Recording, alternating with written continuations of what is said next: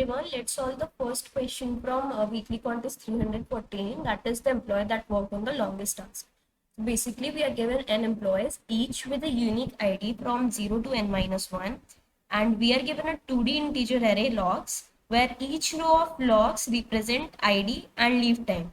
ID is basically the ID of the employee that worked on the ith task, and leave time is the time at which the employee finished the ith task, and all the values in leave time are unique.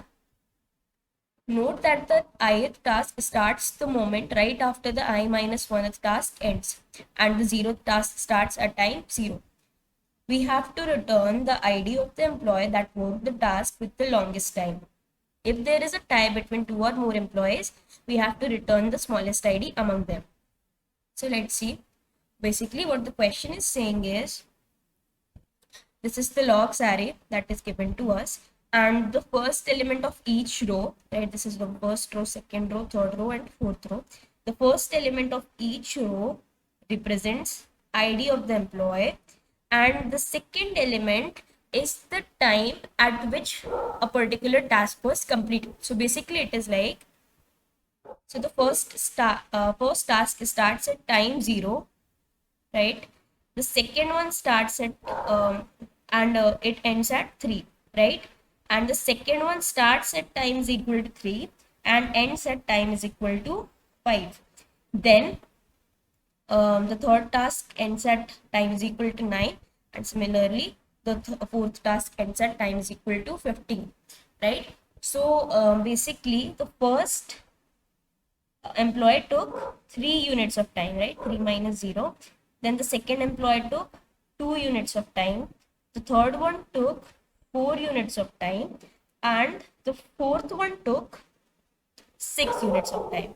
So basically, it is the fourth employee, right, that took the maximum time to complete a task, right? So we have to basically return the ID of that employee, right, which is 1 in this case. So in a case where the time that 2 or more than 2 employees took are same, so let's say in this example this was 13, right?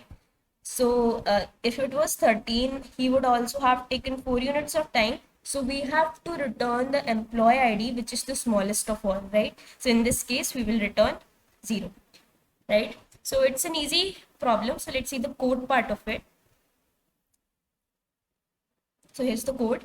So basically we have taken 3 variables. So the ans variable is to store the ID of the employee, right? And mx variable stores the maximum time, right? And the last element basically is the last time, right? The last, when the last task was completed, that time. So basically we are traversing the array, right? Only row wise, we don't have to go into column because we know we have only 2 values in the column, that is the first one and the second one, ID and leave time, right? So we are taking a temp variable which stores the difference between the time that we have, that employee took, and minus the last time, right? So basically it calculates the amount of time an employee took, the units of time an employee took to complete the task. And we are checking if this task, if this temp is greater than mx, right? The maximum time that we have, right? We are updating the maximum time. And if it is, then we will update ans to the ID of that employee, and we will update our maximum variable as well. And we have to check for another case that, let's say they both are equal, right? If temp becomes equal to mx, we have to store the minimum ID of an employee, right? So the minimum ID can appear anywhere. For example, you can see the IDs are not in a sorted order, right? So it is 0, 2, 0, 1. They are not sorted. So we have to, so a minimum can appear at the last or in the middle, anywhere. So that's what we are doing with this, right? And then we are updating last to the time that we have, and then we will return the answer.